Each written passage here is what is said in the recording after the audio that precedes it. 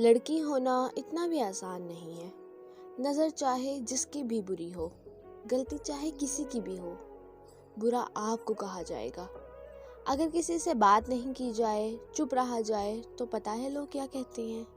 देखो तो अकड़ ज़रा इसकी, है क्या इसमें ऐसा जो अकड़ रही है?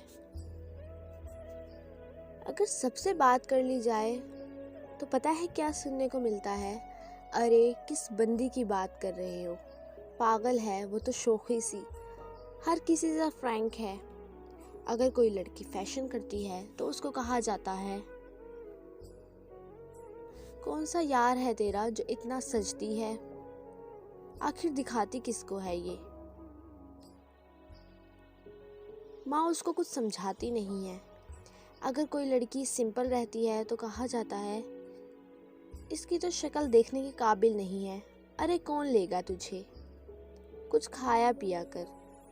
अगर कोई सोशल मीडिया यूज़ करती है तो अरे कितनों के साथ चक्कर होगा इसका।